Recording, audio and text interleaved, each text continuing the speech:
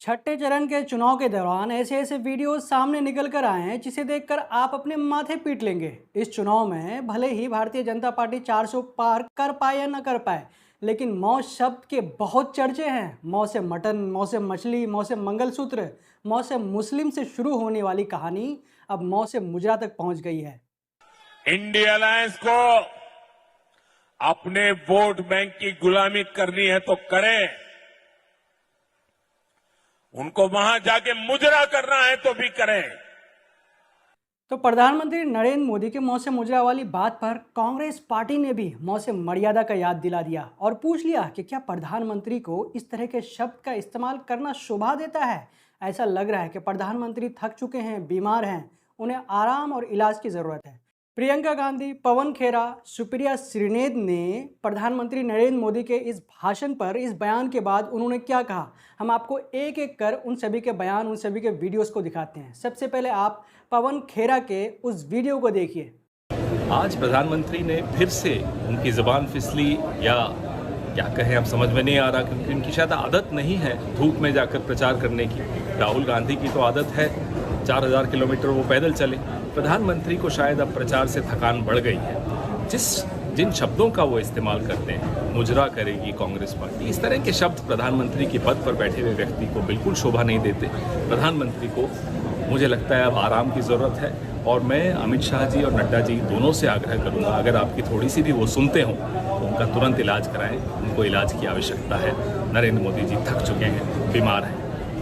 तो दोस्तों, प्रधानमंत्री नरेंद्र मोदी को होना चाहिए था कि पिछले 10 साल से भारत में उनकी सत्ता है, उनकी सरकार है, तो इस चुनाव में उनको मौत से महंगाई पर बात करनी चाहिए थी, मौत से अपने मैनिफेस्टो पर बात करनी चाहिए थी, मौत से मदर ऑफ डेमोक्रेसी पर बात करनी चाहिए थी, मौत से मोहब्बत पर बात करनी चाहिए थी, मौत से जनता को अपने 10 साल का मेगा शो दिखाना चाहिए था।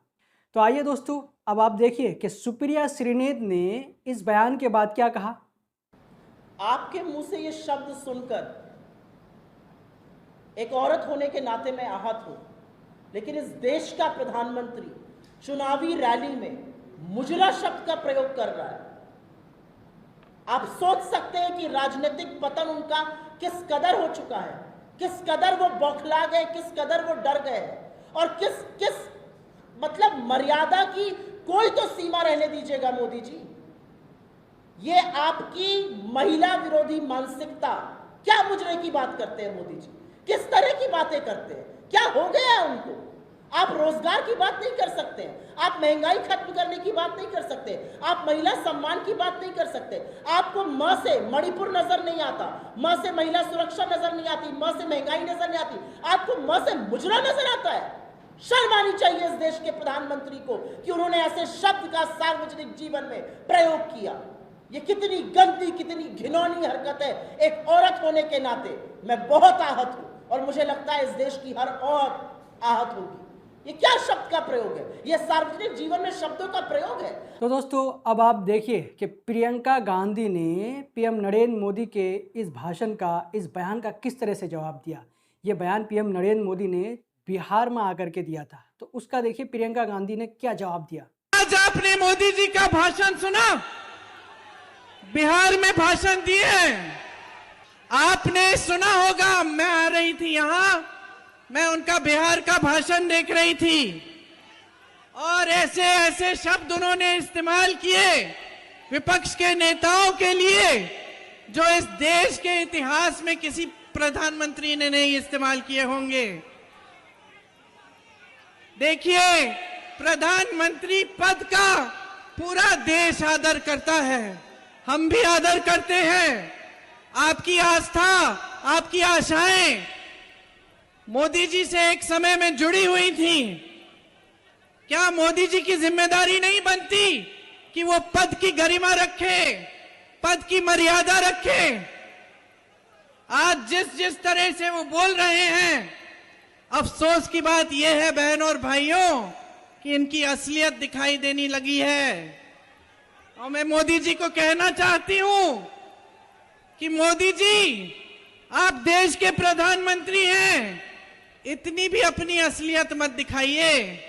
आपने देश को कहा है कि देश आपका परिवार है, परिवार समान है। परिवार का जो मुखिया होता है हमेशा परिवार के सदस्यों के प्रति और परिवार के सदस्यों के उनके प्रति एक आंखों की शर्म होती है, वो नहीं खोनी चाहिए, वो हमेशा रखनी चाहिए। तो प्रधानमंत्री जी बौखलाहट में आ गए हैं, भूल गए हैं कि वो देश के प्रतिनिधि हैं, आपके प्रतिनिधि हैं, कि इस तरह के शब्द उनके मुंह से नहीं निकलने चाहिए।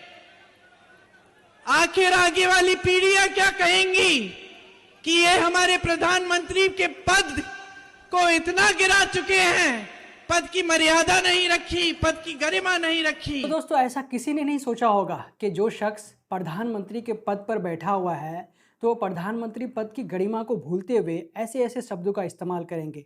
जिस तरह से सोशल मीडिया पर सूत्रों के हवाले से या फिर जिस तरह से देखा जा रहा है कि शायद कि कोई ऐसा प्रधानमंत्री होगा जिन्होंने प्रधानमंत्री के पद पर रहकर इस तरह का भाषा का इस्तेमाल किया होगा, ऐसे ऐसे शब्द का इस्तेमाल किया होगा। फिलहाल इस न्यूज़ में इतना ही। जब तक के लिए हम आपसे लेते हैं इजाज़त। अगर आपने अब तक हमारे चैनल द ट्विस्ट को सब्सक्राइब नहीं किया है तो प्लीज़ सब्सक्राइब कर दें और साथ में बेल आइकन को दबा दें। जय हिंद, जय भारत।